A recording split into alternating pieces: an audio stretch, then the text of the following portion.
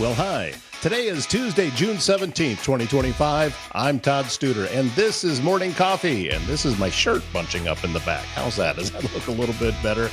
Coming up on today's show, well, you remember yesterday I was doing my whining about the fireworks. Well, I got a call from Joe Huntoon from S&B Country Kennel, and he reminded me that, this is a great place to be able to bring your dogs during the 4th of July week to get them away from all of the fireworks, because a lot of bad things can happen when your pets get scared. And I thought, you know what? We should talk to Joe about that. And he was very gracious to sit down and give me an interview, and we're going to bring you that here in just a little bit. Do you or does someone you love need in-home care? Home Care Advocacy Network helps you maintain your own privacy in your own space while still receiving care and support with a personalized touch. Aging in place can be critical for many people. Home Care Advocacy Network can meet those needs with an understanding that assisted living is best at home. HCAN of Southwest Iowa brings the personal touch to care at home in Council Bluffs, Glenwood, Red Oak, Clarinda, and all the surrounding communities. Visit hcat.com/Southwest Iowa to learn more. If you're feeling stuck in uncertainty, conflict, or miscommunication, local author Carol Horner has written a book called The Spiral of Accountability, and it's your guide to breaking free from the fog that clouds decision-making and relationships. Learn how to recognize negative cycles, shift your mindset, and build a culture of clarity and collaboration at work, at home, and in life. So if you're ready to spiral up, get your copy on Amazon or by going online to spiralofaccountability.com. Just Sue Creative. That is Sue Pitts. And last Friday's show, Sue was on. We had an opportunity to sit down at the Council Bluffs Farmers Market and learn a little bit more about how to best market your business online with a website design. Also, trying to navigate the complexities of social media. Sue is an expert at it, and she can help you with it as well. So if you go to her website, justsuecreative.com, and you can click on the free consultation button, that will get you an appointment set up with Sue, and she can help you from there.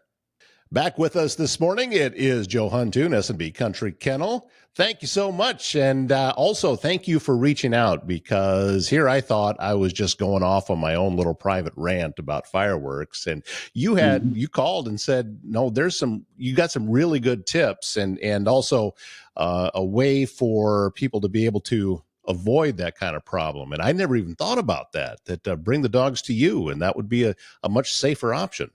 Yeah. Yeah, dogs definitely hate fireworks. A lot of dogs. If you're following any local community pages, you'll read on there all the time. Dogs jumped the fence, got out, running, scared, lost dogs, all that stuff. And man, if you can just kind of get them out of that environment for a little bit, bring them to us, however many days, a few days, a week, I don't know, however long you can.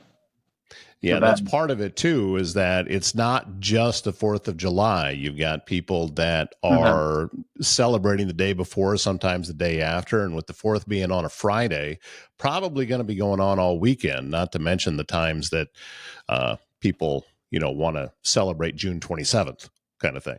Right, exactly. So the dogs, we're out here, if you don't know where we're located, we're off of Bungie Avenue, so we're south of Council Bluffs. And we're west of the interstate 1 mile. So we actually sit in the middle of a field out here. There's only 2 houses around here, and even if they lit fireworks off, it's not even that close. And I don't think they are. It's an older lady and then her older son. So I don't think that there's any fireworks out here. Right. And I know, have had some experience with this. You've witnessed dogs just borderline traumatized, I would say, from the level of fireworks going off. Oh, yeah, for sure. I mean, they'll jump a fence and run, and they're gone, Seen that a lot. So, yeah, that's why I reached out to you. I'm like, hey, we're here for that. I know we made a post about it on our Facebook page, telling people, like, hey, if you need to put your dog somewhere that's quieter, safer, bring them here. Well, and also planning ahead, because, chances are you're going to be pretty filled up. And you want folks to call in, get some time scheduled with you. How do they do that? Yeah, you can call the front desk here at S&B. Number is our Facebook page. It's also on our website, SMB Country Kennel, country spelled with a K. We run through a Ginger software, so everybody needs to have their own profile set up. That's where you upload shot records, a picture. We get all your information, all the dog's information. If you already have a Ginger profile, you don't have to call in at all. You just schedule the days that you want to drop off, the day you want to pick up. That's it. You don't have to call and talk to anybody. And if we accept it, then that's a done deal. I'm thinking that we probably will be full. I think this is going to be the first year we're going to probably be full. 4th of July is our number one holiday of the year, and it's with every kennel. So we have, I think, about 110 kennels, and several of those are crates. But we're going to fill all of those. I mean, we're going to fill them all. So the earlier the better for booking, and that's why when you and I talked today, I said, we can start promoting this now, so that people can start booking ahead. So, right. And also it gives you the opportunity to make sure that you've got the staff scheduled that can be there to be able to facilitate all of this, because it takes people to do all of this. And you got some great folks there. Yeah. Thanks.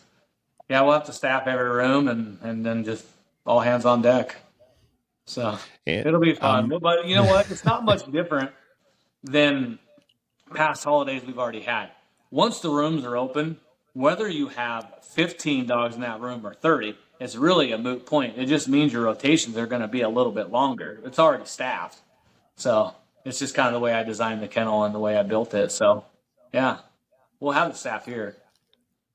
You brought up a good point that if folks have already come through and are already in your system, then as you said, it's a done deal. But also, you want to make sure that you know what kind of dog is coming there. That's why there's a process to it, right? Yeah, knowing the dogs would be great, so that we have an overflow room, and those are crates. We need to know. We don't want to stick we'll use a difficult dog or an aggressive dog in there, because most of those dogs are going to get out and play because it's our daycare room. So knowing the dog, if a dog has been here before, we have a rapport with that dog. We go like, all right, I know that dog's going to be fine in a crate. That dog's not going to hurt anybody. And we can start shuffling these dogs around. And the new dogs that we don't know at all, well, they're going to get a room. They're going to get their own room until we can kind of see. They may be the most social dog, and when they book and the owners tell us, hey, this is a golden retriever or a Labrador, and it's not aggressive, I'm probably going to believe them just because of the breeds alone. But bringing me in a little bit tougher breed, then I'm going to probably want to put them in a room, because we don't know what they're going to do, if they've never been here before. That poses the question, have you ever seen an aggressive golden retriever? I don't think I have. That's why I threw out those breeds. Right. I mean, exactly. I'll take all of those. Now, if you say you have a Frenchie, those are probably a little more difficult. They're a popular breed too. But they're very popular, and they look like little tiny stuffed animals. But it's they can cause a lot of turmoil. They really can. So, how have things been going down there? I know you've been dealing with some heat here lately. Does that change things up for you at all? Maybe. I actually just watched a video from our daycare room, and it was like the whole room, all the dogs were laying down. There might be a couple over here playing, but everybody's laying down. The staff had already taken them to the park this morning, and it was a short park session. It was less than an hour, so it was like 40 minutes. Brought them back, and they're all just chill. So it makes your rotation times very shorter, quite a bit shorter. People ask, how many times do your dogs get out? They stuck in a cage all the time? Well, no, they're not. But when I put them outside and they hang out by the door, they want back in. So they want inside an air conditioner on that cold concrete floor. So it doesn't matter if I put a dog out 15 times a day, it may not even go to the bathroom. It just wants to go back in. Yeah, I would be the same way. That I didn't want to be out in the heat. So and having a cool having a cool concrete floor to lay on, that would be pretty awesome. I'm thrilled, Joe, that you have this as an option for folks, because I know that we have gotten better I think, at understanding what this type of year can do to the animals, to pets. However, I don't think we're doing quite enough yet. So that's why you being there is such a huge asset to this area. And Mhm. also the fact that, you have the skills that you do. I mean, you've been doing this for a very long time, so you know how to handle a larger amount of animals like this and dogs like this and keep everybody safe. Yep, yep. Been doing it a while, so it's fun So for sure. what, again, just go to the website. Do they need to make the call? Which way is better for They don't you and have better to. for them?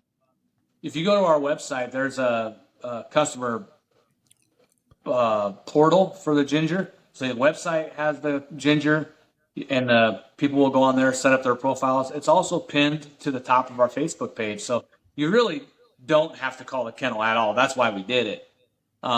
If you wanted to set up an appointment, you would just go to our webpage or the Facebook page, go to that ginger portal, click on that. You create a password or something to get in, and then you start filling out the information, and then you'll upload a shot record, upload a picture. The reason I keep saying pictures, pictures are very important. A lot of them, it's like an option. Like, yeah, but when you get a lot of dogs, I want to know which dog goes in which room. So I've been talking to my staff about going to the rooms, taking pictures of dogs so that we put it on there. Because if I put 15 dogs in the yard, now I have to figure out which ones what room they came out of. Especially if I don't know them all that well. So pictures are very, very important. And typically, you said it might just be for a day or two, sometimes for as much as a week. I mean, typically when folks are bringing you their pet this time of year, how long does that stay for? 4 days is pretty average, even a weekend. But I mean, we've definitely had dogs 10 days, 2 weeks. Yeah. Really? Yep. Yep. So, if they're going to travel out of the country, they're going to get their money's worth, and we may have their dog 10 to 14 days for that. And their dogs they always do great. Even our rescue dogs that's been here for years do great. They don't get kennel crazy because they have a lot of human interaction. They have a lot of dog interaction, so they don't get kennel crazy at this facility. Yeah, and well, all of your kennels are designed with. That's just one of the things that you kept in mind when you put the design in. Which was one of the most impressive things for me walking through there, is how much you thought of that would have never occurred to me, but keeping safety of the dogs in mind. Yeah, yeah, 100% safety. It kind of goes in line too with trying to keep the kennel as quiet as possible. And if the dogs have direct line of sight across the hall, well, they're just sitting there arguing across the hall at each other. Well, they can't see each other. That was part of the idea as well.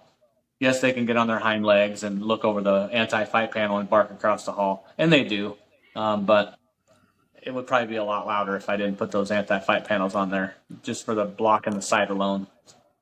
Well, just one of the features that you'll find at S&B Country Kennel. So encourage you that if you have been thinking about boarding your dog through the 4th of July weekend or longer, get a hold of the staff over there, because, things are filling up. Yeah, And every as we place is going said, to fill yeah, up. yeah. So the farther ahead, it just makes it so you can prepare better and everything's going to work out well. So grateful again, Joe, that you took some time and reached out to me. I'm glad that you did, Yeah. because this is as much information as we can get out there about all of this. That's what we want to do. So thank you for that. Oh, awesome. Thank you for listening. His website, sbcountrykennel.com. And remember, country spelled with a K, kennel already spelled with a K. But sbcountrykennel.com, and you can learn more about everything that goes on at S&B Country Kennel, and how it might be a good idea if you just board your dog through the 4th of July to a little less stressful. I think that might be a good plan. Service Master Restored by Schmader knows it can be hard to get back to normal when you've suffered serious property damage, and you may also be left with all sorts of questions about how to get your home or business back to normal. Service Master Restored by Schmader handles flooding, fire, smoke damage, mold remediation.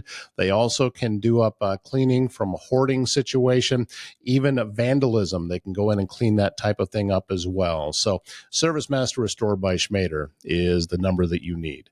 AIM Institute brings you Southwest Iowa Free Technical Training, or SWIFT, providing accelerated training for Iowans interested in a career in technology.